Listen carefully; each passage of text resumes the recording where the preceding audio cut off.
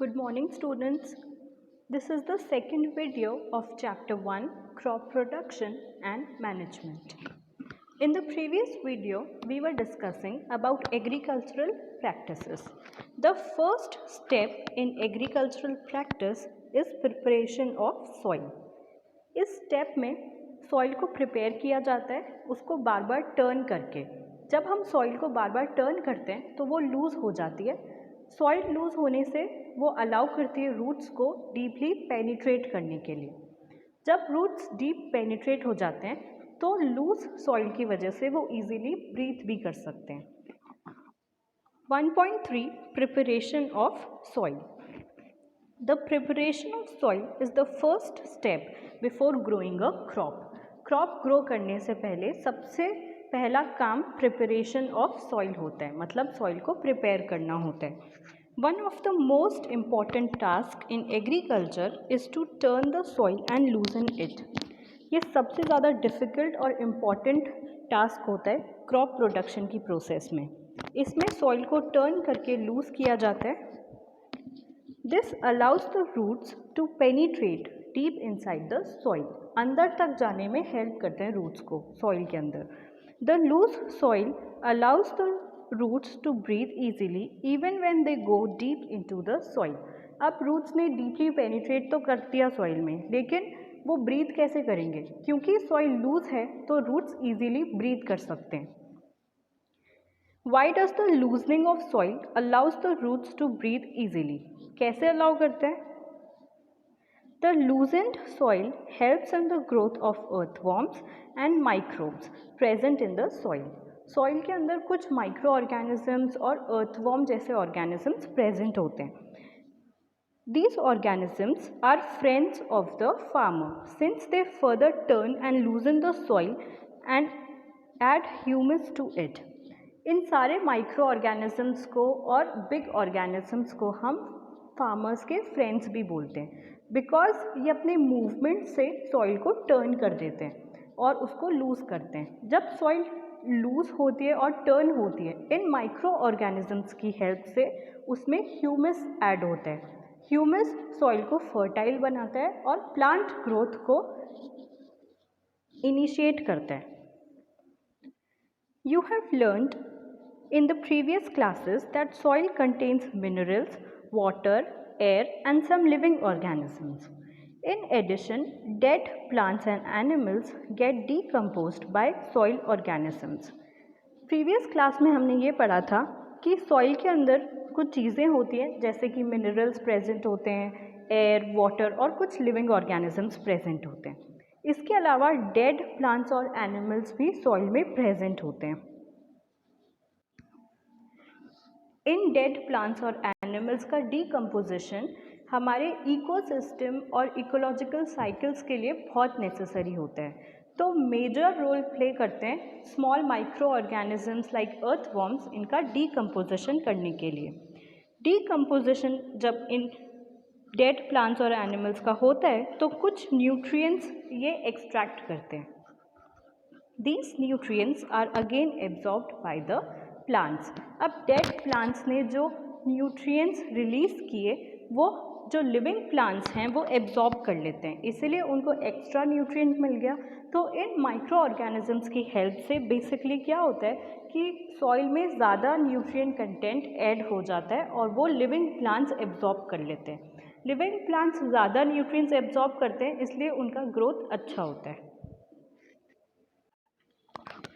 Since only a few centimeters of the top soil supports plant growth, turning and loosening of soil brings the nutrient-rich soil to the top of the plants can use these nutrients.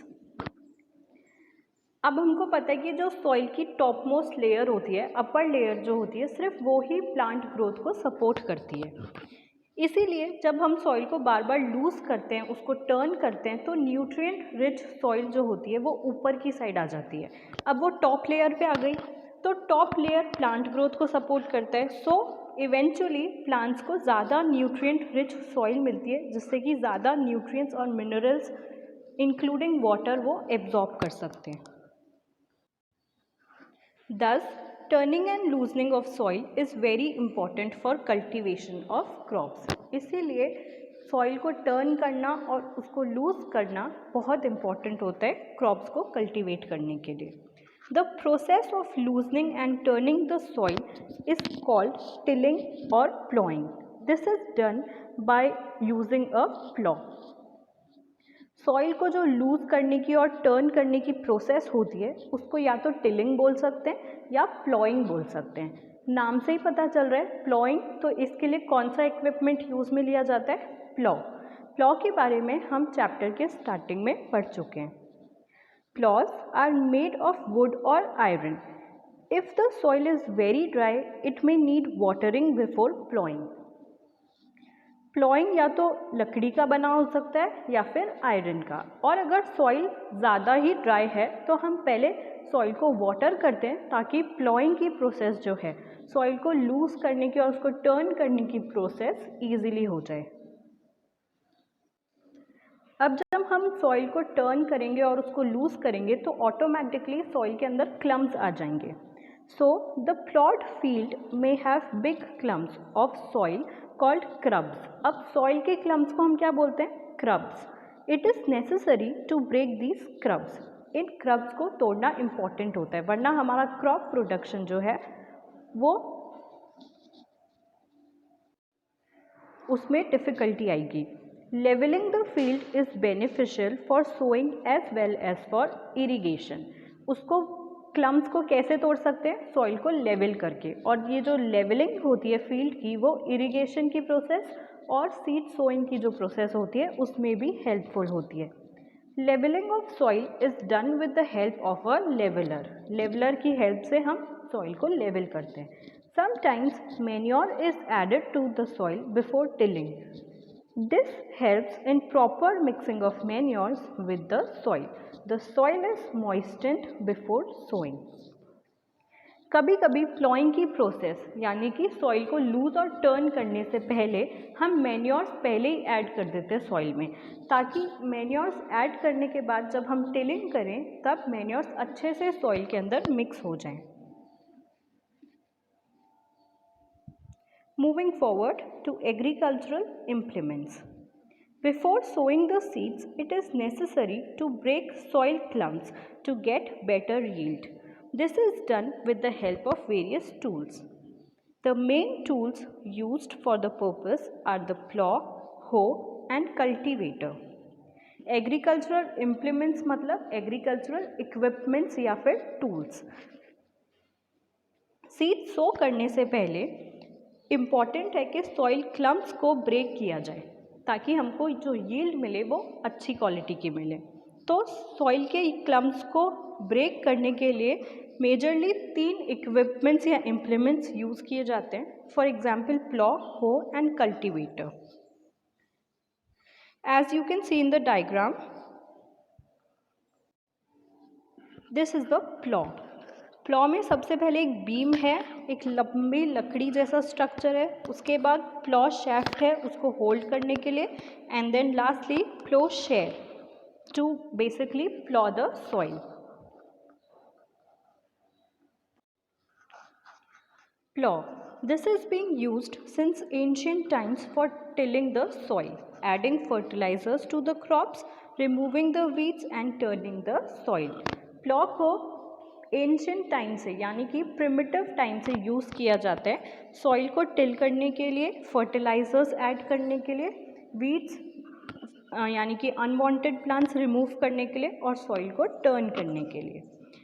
This is made of would and is drawn by a pair of bull. ये लकड़ी का बना होता है, जैसे कि आप diagram में देख सकते हो, इसको बुल्स पुल करते हैं, या फिर दूसरे एनिमल्स जैसे कि हॉर्स या फिर कैमल भी इसको पुल कर सकते हैं। It contains a strong triangular iron strip called plowshare. एक आयरन शिप होता है इसमें जो कि ट्रायंगुलर होता है शेप में। The main part of the plow is a long log of wood which is called plow shaft. हम डायग्राम में देख रहे हैं, जो प्लॉ शेफ्ट है वो लॉन्ग लॉग है एक वुड का, ये हैंडल करने में काम आता है शेफ्ट को। The other end is attached to a beam which is placed on the bull's neck. One pair of bull and a man can easily operate the plow. Plough को ईजिली ऑपरेट करने के लिए 2 बुल्स या 2 horses की requirement होती है और एक ह्यूमन इसको ईजिली पुल कर सकते हैं। The indigenous would plough is increasingly being replaced by iron applause nowadays. अब वुडन का प्लॉ जो है वो कम यूज़ में लिया जाता है। मॉडर्न क्रॉप प्रोडक्शन की जो प्रोसेसेस होती हैं उसमें आयरन प्लॉज को यूज़ किया जाता है और ये एनिमल्स की हेल्प से नहीं चलते। फॉर एग्जांपल हॉर्सेस, कैमल्स या बुल्स इनको पुल नहीं करते, ये ट्रैक्टर्स की हेल्प से काम करते हैं। Next is hoe. It is a simple tool which is used for removing weeds and for loosening the soil. ये एक सिंपल टूल है जो कि वीड्स को रिमूव करने में हेल्प करता है। वीड्स यानी कि अनवांटेड प्लांट्स जो हमारी फील्ड में ग्रो करते हैं उनको हटाने के लिए हो काम में लिया जाता है। It has a long rod of wood or iron. A strong, broad and bent plate of iron is fixed to one of its end that works like a blade. It is pulled by animals.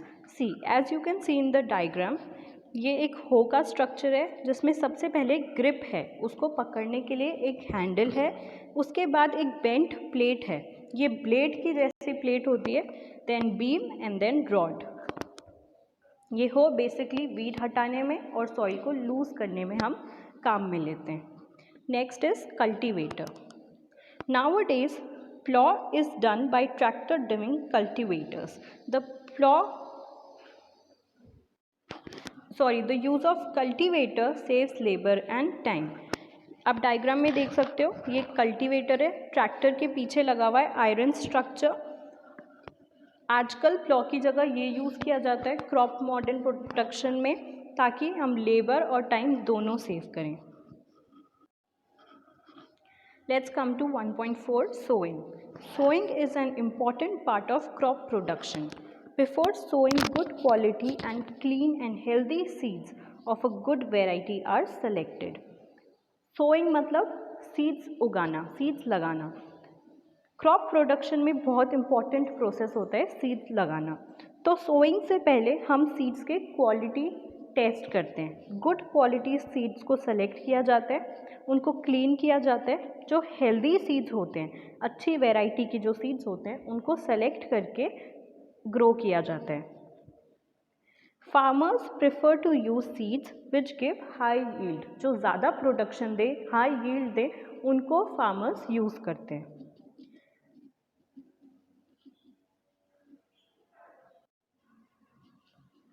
One day, I saw my mother put some gram seeds in a vessel and pour some water on them. After a few minutes, some seeds started to float on top. I wonder why seeds float on water. अब seed को select कैसे किया जाता है, कैसे पता चलेगा कि सीड अच्छी क्वालिटी का है या ख़राब क्वालिटी का है? उसके लिए एक एग्जाम्पल है।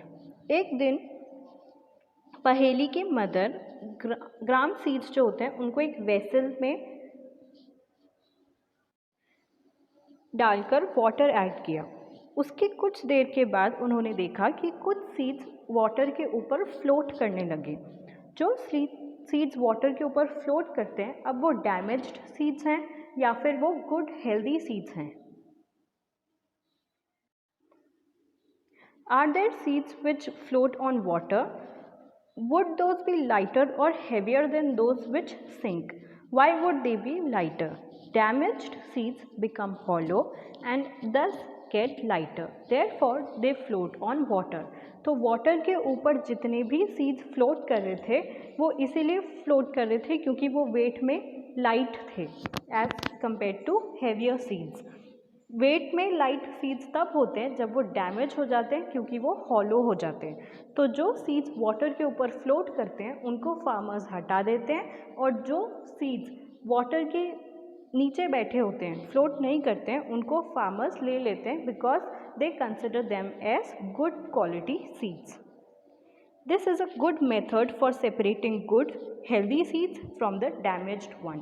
ये बहुत अच्छा तरीका है डैमेज्ड सीड्स को गुड और हेल्दी सीड्स से सेपरेट करने का। Before sowing, one of the important tasks is to know about the tools used for sowing seeds. अब जैसे हमने प्लॉ के लिए कुछ इक्विपमेंट्स यूज़ किए थे, वैसे ही सीड्स को सो करने के लिए भी कुछ ट्रेडिशनल टूल्स को यूज़ में लिया जाता है। तो सीड सोइंग की प्रोसेस से पहले हमको इन टूल्स के बारे में समझना इम्पॉर्टेंट है। First tool is used traditionally for sowing seeds is shaped like a funnel. The seeds are filled into the funnel, passed down through 2 or 3 pipes having sharp ends. These ends pierce into the soil and place seeds over there. As you can see in the diagram, ये एक traditional tool है और इसमें seeds सो करने के लिए एक vessel जैसा मटेरियल प्रेजेंट है। इस वेसल या फनल जैसे स्ट्रक्चर में सीड्स डाले जाते हैं। सीड्स उनके एंड तक जाकर सॉइल में डीपली पेनिट्रेट कर देते हैं, सॉइल को पियर्स करते हैं, सॉइल के अंदर एंटर होते हैं। इस तरह से सीड्स को सो किया जाता है। Come to figure 1.2, this is a seed drill. इसमें आप देख सकते हो हुक जैसा स्ट्रक्चर है बिल्कुल इक्विपमेंट के इम्प्लीमेंट के नीचे, इसको बोलते हैं seed drill. Nowadays the seed drill is used for sowing with the help of tractors. इनको मॉडर्न क्रॉप प्रोडक्शन की प्रोसेस में यूज़ किया जाता है और ये ट्रैक्टर्स की हेल्प से काम करते हैं। एज यू कैन सी ये सॉइल के अंदर ऐसे गड़े हुए हैं, यहाँ पर सीड्स होते हैं। ये ऑटोमेटिकली जो सीड्स इनमें प्रेजेंट होते हैं सीड ड्रिल में, वो सॉइल के अंदर पियर्स हो जाते हैं। This shows the seed uniformly eight equal distance and depth. जैसे कि आप इम्प्लीमेंट में देख सकते हो, ये यूनिफॉर्म पोजीशन पर एक इक्वल डिस्टेंस पर ये सारे हुक्स प्रेजेंट हैं। तो जो सीड्स हमारी सॉइल में सो होते हैं वो भी इक्वल डिस्टेंस पर और यूनिफॉर्म पोजीशन पर ही सो होते हैं। It also ensures that seeds get covered by the soil after sowing. This protects seeds from being eaten by birds. Sowing by using a seed drill saves time and labor. Seeds grow करने के साथ साथ ही seed drill ये भी make sure करता है कि जो सीड्स हैं वो सॉइल से अच्छे से कवर हो जाएं, ताकि उनको बर्ड्स और बाकी माइक्रो ऑर्गेनिज्म खाए नहीं या फिर हार्म नहीं पहुँचाएं। सीड ड्रिल की हेल्प से जो सीड्स सो किए जाते हैं उनमें टाइम भी बचता है और लेबर भी बचता है। Appropriate distance between the seeds is necessary to avoid overcrowding of plants.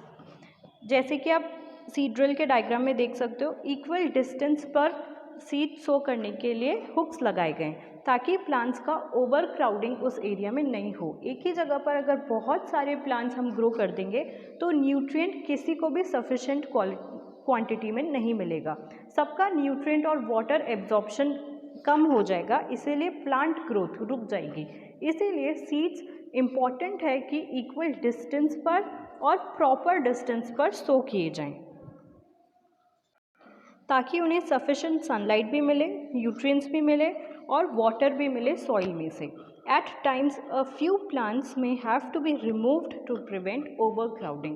कभी कभी वांटेड प्लांट्स भी हटाने पड़ते हैं फील्ड में से ताकि बाकी जो भी प्लांट्स हैं उनको सफिशेंट न्यूट्रिएंट और मिनरल्स मिलें। Now in the next video, we will talk about manures and fertilizers.